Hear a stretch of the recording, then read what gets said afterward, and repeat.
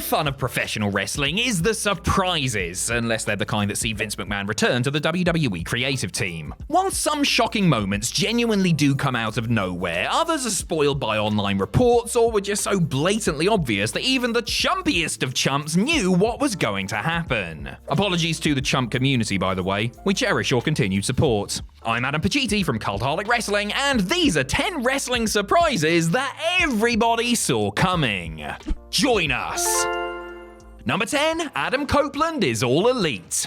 The most recent surprise on this list happened at AEW's first ever Wrestle Dream event. In the show's main event, Christian Cage retained his TNT Championship over Darby Allin with the help of a newly healed Nick Wayne. Just as all hope looked lost for the face-painted boy and his face-painted old man friend, the lights went out, a special video package played, and out came Adam Copeland, the man formerly known as Edge. The signs that the rated R superstar was on his way to Khan Country were obvious to anyone who followed wrestling closely. Reports had begun to circulate that Edge's contract with WWE was up following his match with Sheamus on the August 18th, 2023 edition of SmackDown. Once it was announced that Cage's match was going to headline Wrestle Dream instead of Bryan Danielson versus Zack Sabre Jr., it was apparent that something big was going to go down. People put two and two together regarding Copeland and Cage's shared history, and that was that. Number 9, the game in the Rumble. The Royal Rumble match has given fans plenty of genuine surprises over the years. John Cena's return in 2008, Edge's 2010 and 2020 comebacks, and that time all the announcers entered in 2012. I never said surprises had to be good. One Rumble return that everyone and their mothers had predicted came in 2016. After the countdown timer hit 0 for the 30th and final time, the opening chords of Motorhead's The Game rang out, heralding the arrival of the King of Kings. Triple H had been taken out by Roman Reigns at December's TLC after he and the rest of the authority had conspired to keep the WWE Championship away from the big dog. Now he was back for vengeance, not only winning the Rumble itself, but as per that year's stipulation, taking the title away from Reigns. As soon as Hunter went missing, fans immediately assumed he would be back in the Rumble, probably in the final spot to bookend Reigns being put in at number 1. All of this led to Reigns taking on Trips in the main event of WrestleMania 32, a match which I believe is still going on. Number 8, the WCW Phantom. Halloween Havoc has always leaned into the campier side of pro wrestling, from the more modern NXT reboots to its days as a staple of WCW. At the 1991 event, a strange masked man kept appearing throughout the show, proclaiming himself to be the WCW Phantom. He was decked out in a black cape and hat, with his face obscured by a black and white mask that was somewhere between the Phantom of the Opera and the section at the back of Ann Summers. You know, the one through the curtains. Not that I would know. The Phantom quickly defeated Tom Zenk before being summoned by Paulie Dangerously and Medusa to reveal himself to the world. Off came the mask, and the fans were shocked to see ravishing Rick Rude under the get-up. Well, okay, they weren't that shocked. Just one look at the Phantom was enough to give the game away. Rude's whole gimmick was that he had a physique unlike anybody else in wrestling, which is great for getting heat, but less helpful when trying to keep yourself incognito. Also, you could see the guy's moustache poking through the mask. That is just amateur, even by WCW standards. Number 7, Regal turns on Moxley. At Full Gear 2022, Jon Moxley lost the AEW World Championship to Maxwell Jacob Friedman, beginning a title reign that would last for an entire year and beyond.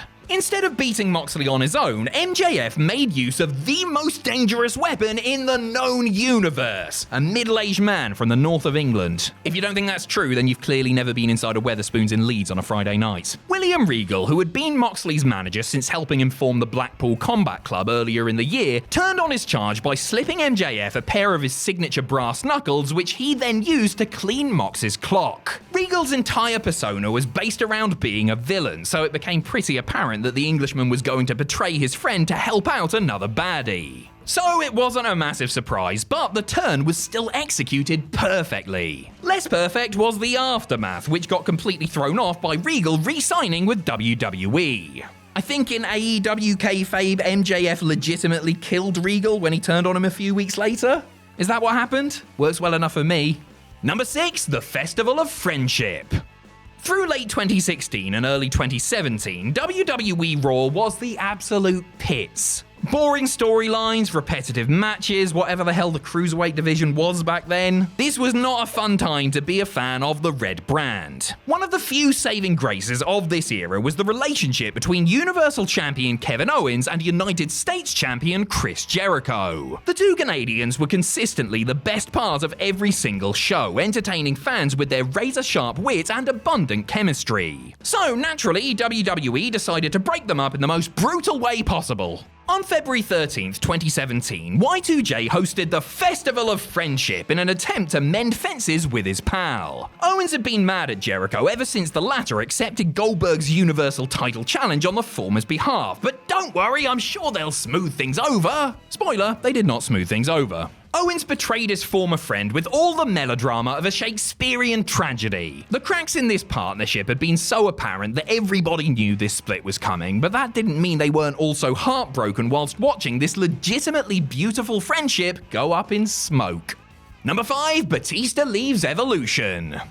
Batista had a choice ahead of him following his victory in the 2005 Royal Rumble. Would he jump over to SmackDown and challenge JBL for the WWE Championship? Or would he stay on Raw and fight the leader of Evolution instead? Triple H and Ric Flair did their best to persuade the animal to choose JBL, even staging a limousine attack on their own stablemate. Unfortunately, they forgot that this was pro wrestling, and that sort of thing always leads to the bad guys getting their comeuppance. After initially seeming like he had chosen to go after the SmackDown belt, Batista made his true intentions known, and one thumbs down and a powerbomb later, the two former Evolution buddies were set to meet at WrestleMania 21. The turn was so well done that nobody seemed to mind that this so-called swerve could be seen coming from outer space. Having Big Dave fight JBL at Mania made absolutely no sense, and it was clear that the big man's popularity was growing too large for him to be in the game's shadow for much longer. Also, WWE had tried pretty much this exact same thing with Randy Orton the previous year, only much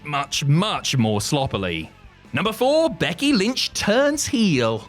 We all have that one friend who can't help but make it all about themselves. If you're sat there thinking, I'd have a friend like that, then I hate to tell you this, but that friend is probably you. For Becky Lynch in 2018, that friend was Charlotte Flair, who stole her spotlight when she entered herself into the SmackDown Women's Championship match at SummerSlam. Furthermore, Flair only went and won the bloody thing by pinning Becky. So yeah, what happened next was entirely justified. Lynch snapped on her friend, beating her down after the match, quote-unquote turning heel, even though we've already established that Charlotte was absolutely the one in the wrong. Not only did the fans realise that this was what was going to happen, but they were all for it. Lynch's character had been a bit stale for quite a while, so people were ready for her to change things up. They were also sick to death of Charlotte winning all the time, so when the last kicker started kicking her lass, she got cheered. This started her journey to becoming the man, leading to WrestleMania 35 and, well, you know the rest.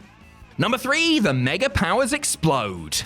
There was no bigger or better told story in all of 1980s WWF than the months-long disintegration of the team of Hulk Hogan and Randy Savage, aka the Mega Powers. After months of miscommunication between the pair, mostly involving Hogan's obvious 24-inch python for Miss Elizabeth, things reached boiling point at the main event too, when the Macho Man assaulted the Hulkster backstage, leading to the showdown to end all showdowns at WrestleMania 5 for Savage's world title. This may have been a different time where lots of people somehow thought wrestling was real, even though there was a character who thought he was a chicken called the Red Rooster, but it was clear that the longer this union went on, the closer it was to completely collapsing. Hogan vs. Savage was easily the biggest match the promotion could have presented on the grandest stage, and the champion's increasing jealousy towards his running buddy was clearly being done to lead to an eventual heel turn. They might not have known when, where, or how, but everybody knew that the Mega Powers were destined to explode. Brother Dude Jack.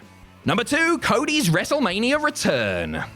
In February of 2022, shockwaves were felt across the wrestling universe when Cody Rhodes, one of the co-founders of All Elite Wrestling, announced that he was parting ways with the company. What was Cody going to do next? Was he going to retire, turn his attention to acting, retrain as a full-time neck tattooist? Or he could just go back to WWE, eh? Yeah, that makes more sense. On the road to WrestleMania 38, Seth Rollins was complaining that he didn't have an opponent for the show. He's going to fight Cody Rhodes, everyone said. Rollins tried to earn matches against Edge and Stone Cold Steve Austin, but failed both times. "This is all building to him taking on Cody Rhodes," everyone said. Then it was announced that Rollins would have a match at Mania, but it would be against a mystery. For God's sake, just say it's Cody Rhodes already. Sure enough, when the time came for the Architect's freaking foe to reveal himself, out came a returning American nightmare, stepping foot in a WWE ring for the first time in 6 years and finally putting everybody out of their misery. Honestly, it was fantastic stuff. Number 1, CM Punk's wrestling comeback. When AEW launched Rampage in 2021, they made the strange decision to host the second ever episode in the sizable United Center in Chicago. Wait a second, Chicago? I know someone from there. He's been gone from wrestling for ages. Surely it can't be him. However, this booking, combined with online reports, Darby Allin using the phrase best in the world on TV, and let's be honest, a heap of other stuff, dared fans to dream. Then on August 21st, on the special First Dance edition of Rampage, it bloody happened. Jade Cargill beat Kiera Hogan. Oh, and some bloke called Phil Brooks showed up. The First Dance officially kicked off with the sound of Living Colour's Cult of Personality, which heralded the AEW debut and the return to wrestling of one CM Punk. Over 7 years after his dramatic walkout from WWE, one of the biggest stars of a generation was back, and boy did it feel good. Honestly, nobody cared that the surprise had basically been spoilt, if you want to call it that, as this was a sight that many fans thought they would never see again. If only we'd been able to predict how the rest of his AEW run would turn out, would have saved everybody a whole heap of trouble.